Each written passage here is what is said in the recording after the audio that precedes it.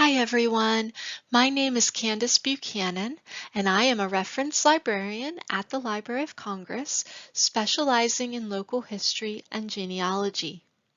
Today's orientation will focus on the collections, services, and resources available at the Library of Congress that are most helpful and exciting for local and family history research. In particular, we will go step by step through the library's website so that you can see how to explore the library's catalog and digital collections from wherever you are. So, welcome virtually to the library. This is what you would see if you were to visit us in person. This is the main reading room of the Jefferson Building, the oldest building at the library, and home to the local history and genealogy reference section. Good genealogists always like to provide some historical context. So to get us started, let's begin with a little of the library's fascinating history. Originally, the Library of Congress was established and housed in the Capitol building. There was a $5,000 appropriation from Congress for the purchase of books in 1800. Where you see the red arrow was our original home in the chambers of the Capitol. Unfortunately, during the War of 1812, the library was destroyed when the British burned the Capitol building in 1814. Our original collection of over 3,000 books, as well as maps and charts, was lost in the fire. In 1815, the library started over when we paid $23,950 to buy Thomas Jefferson's library of 6,487 volumes. One important aspect of Jefferson's library was the fact that it included multiple subject areas. Jefferson believed that the people making laws needed not only to know about the law, but also about all the topics that would be impacted by those laws. So his multifaceted collection lay the groundwork for the variety of subjects that the library collects today. Unfortunately, another fire on Christmas Eve 1851 destroyed a large part of this second attempt at growing the library's collections. Among the items destroyed in the fire were 2/3 of the volumes in Jefferson's library. However, our librarians have been rebuilding Jefferson's original collection. Thankfully, he was a meticulous record keeper, making it possible for librarians to use his catalog to replace and reassemble his books. We have a special exhibit featuring Jefferson's original library. Ribbons are used to color code the original books that survived the fire versus items marked as replacements for books that were destroyed. After the second fire, the library was remodeled with the hopes of making it fireproof. In this stereograph photo, you can see what the new library looked like. This was still an area inside the Capitol building, but the library now had a very attractive reading room that was already drawing tourists as well as researchers. In 1870, the copyright law was revised to centralize all copyright activities, including registration and deposit, at the Library of Congress. This was a major change because prior to 1870, copyright had to be registered in the U.S. District Court where the author or proprietor lived. Copyright does not only cover books. We were receiving etchings and photographs, sheet music, and more. There was a dramatic increase in our collections, and things started piling up. By the 1890s, we needed more space. So it was finally decided and approved for the library to have its own building. That is how we got the Jefferson Building in 1897. which is where you will find thousands of books for your local history and genealogy research today. Today, the library has 3 buildings on Capitol Hill: the Jefferson, Adams, and Madison buildings. These are all handily accessible to members of Congress, but they are not only for Congress. These are your buildings and are all open to the public. We also have buildings away from the Hill with off-site storage and additional offices. And we have offices around the world in other countries to maintain our international relationships and collections. The Library of Congress is the largest library in the world with more than 170 million items, of which 39 million items are books. Our items encompass over 460 languages and a wide range of formats, including audio and video, microfilm, and photographs. Now, let's talk specifically about what the library has for local history and genealogy research.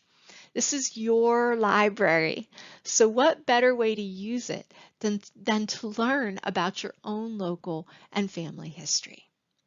The library has dedicated staff, collections, and resources to help researchers at every experience level. So whether someone is at the very beginning asking us how to get started, or coming to us after 40 years of research asking us for fresh ideas, we are here to help.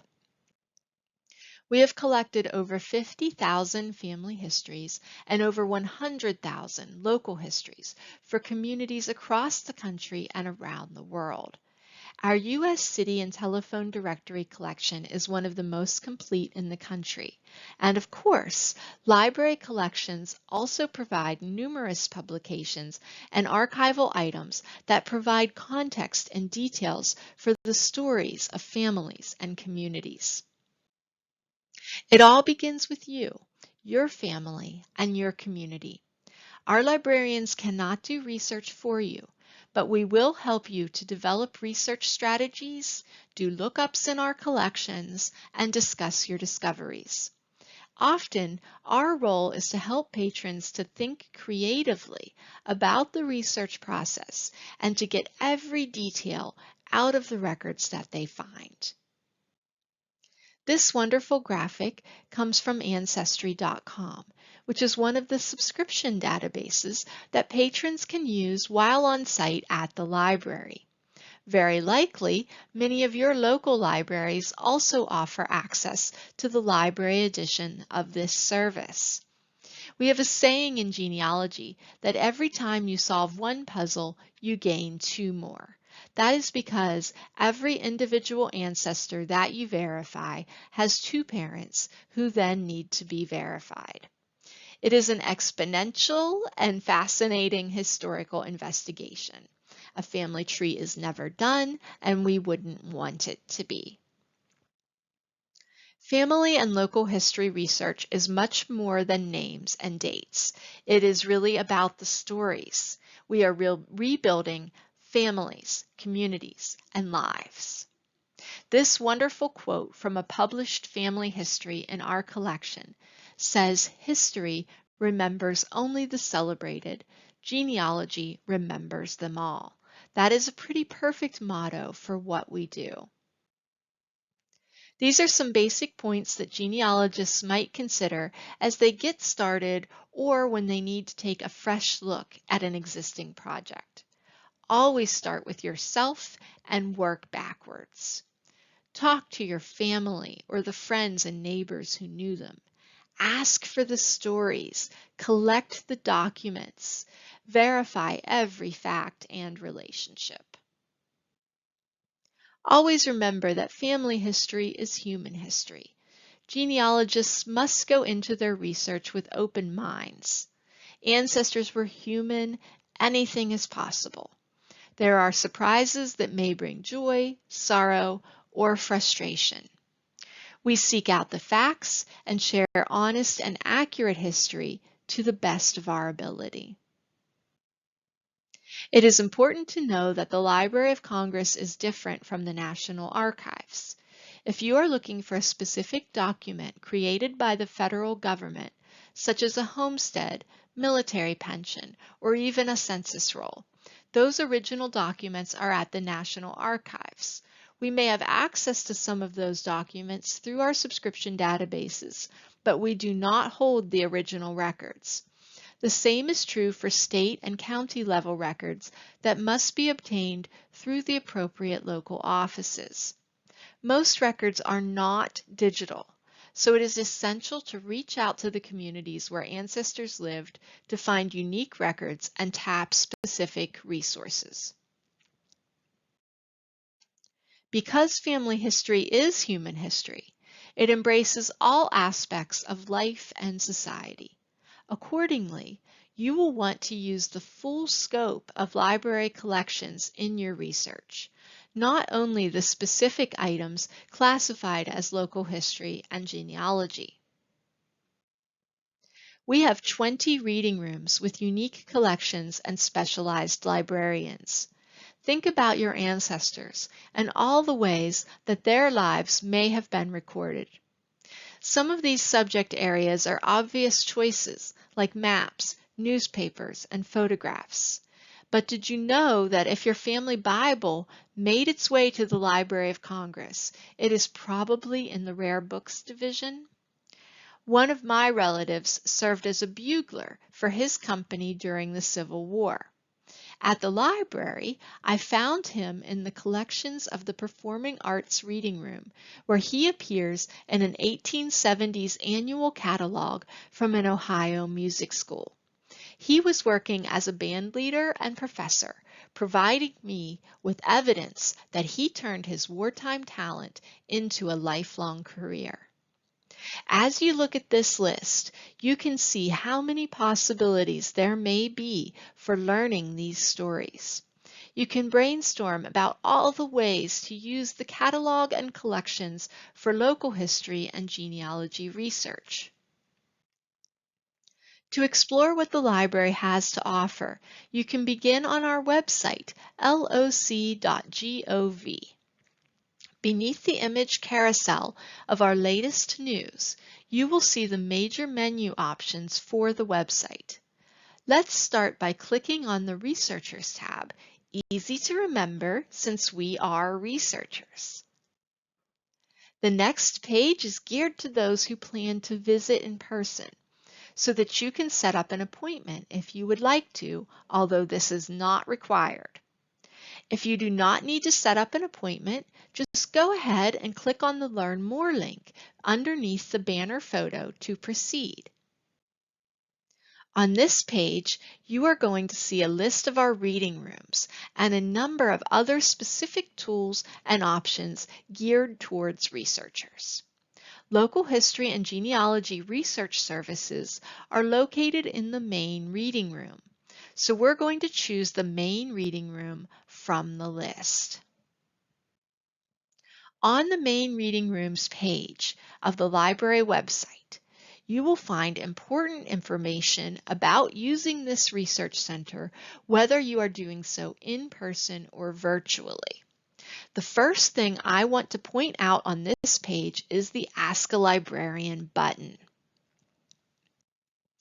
You'll see the Ask a Librarian button throughout our website. On this page, you'll be given a list of library reading rooms and services. You can select any of these. You can reach out to local history and genealogy, or you can choose another topic that is best suited to your question. Clicking on any of these options will open up a contact form where you can ask your question. This begins a conversation with a librarian. You will receive a response by email in about 5 business days.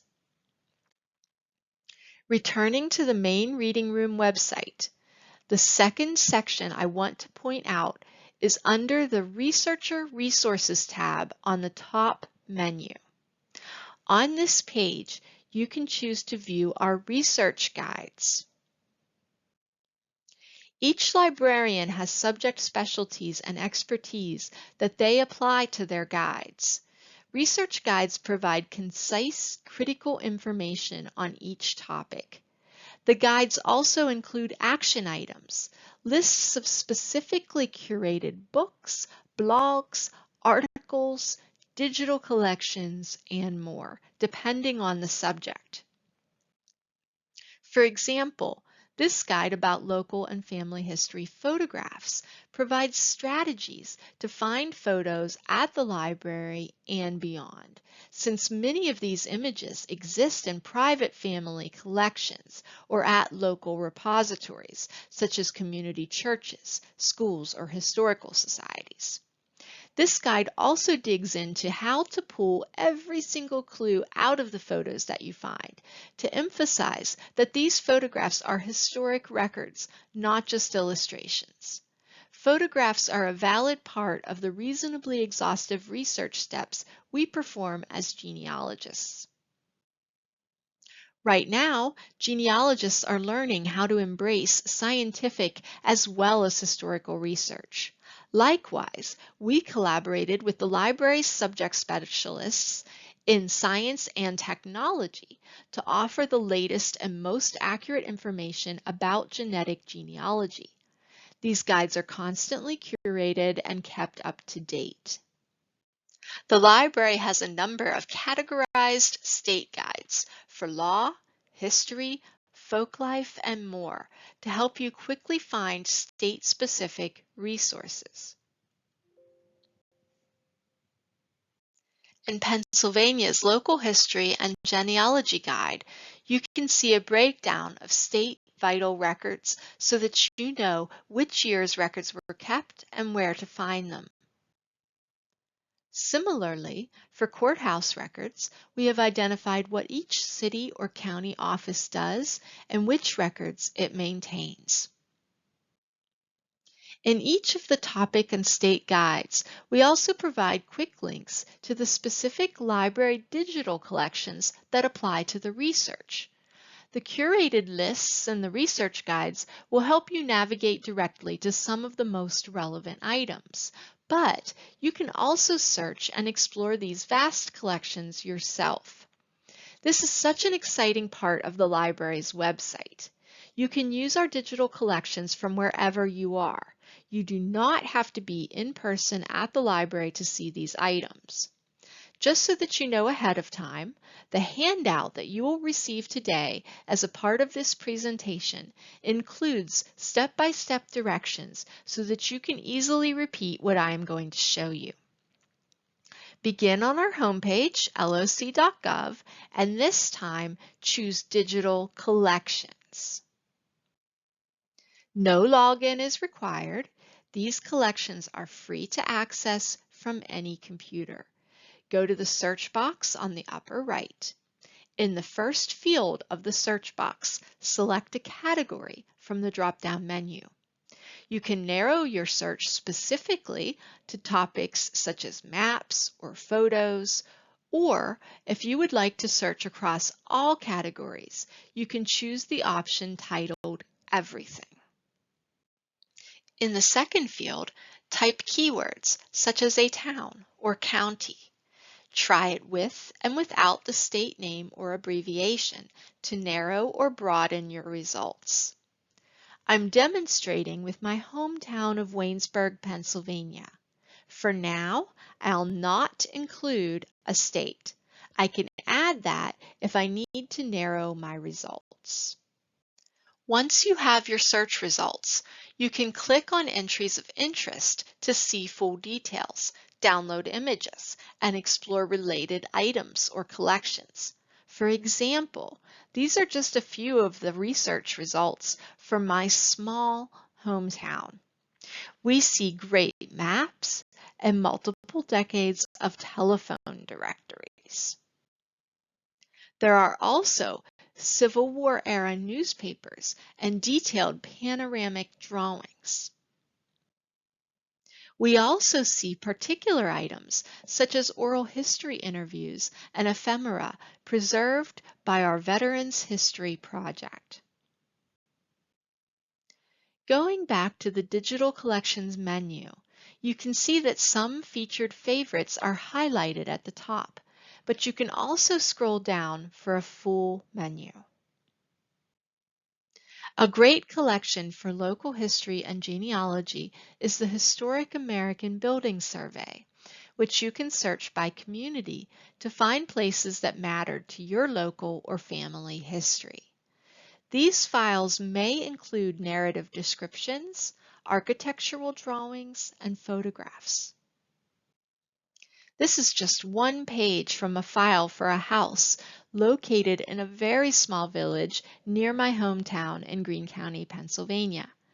I included this to point out that a structure did not have to be famous or urban to be included in the library collections. Also from Greene County, this is one page from the file for a rural covered bridge. Even if these items are not specific to the exact places where your ancestors lived, they set the scene and are part of the broader story related to the experiences of past residents. The Sanborn fire maps allow you to see a community evolve and grow. Most communities were mapped over a period of years, so you can easily compare and really see the changes. The most detailed maps label properties, which makes it feel like you are simply walking down the street past the courthouse, opera house, tailor, barber, and grocer. Find your ancestors' home. See what their neighborhood was like during their lifetime. How far did they have to go to school, church, work, or to get supplies? You can zoom in or download these maps to study all the details. When downloading from the library system, you will get options for the file type and size to choose between. Many communities are included in the library's free historic newspaper database, Chronicling America. Chronicling America is word searchable, so if your newspapers are included, you can search it for families and subjects, or you can just read page by page and get to know what was happening in the community. This is a newspaper from my hometown. Highlighted are a series of published letters written between two of my cousins who both served in the Civil War. We have no idea where the original letters are today, but here we get to see them preserved in newsprint. I would have never known to look for these if I had not had the option to do a keyword search for the surnames. The Library of Congress has a free online tool to help you find out what newspapers your community printed during what years. The Directory of U.S. Newspapers in American Libraries allows you to search by title or by community using the Advanced Search option. So, if you want to see a complete list of known publications from your town or county, leave the title blank and plug the community information in.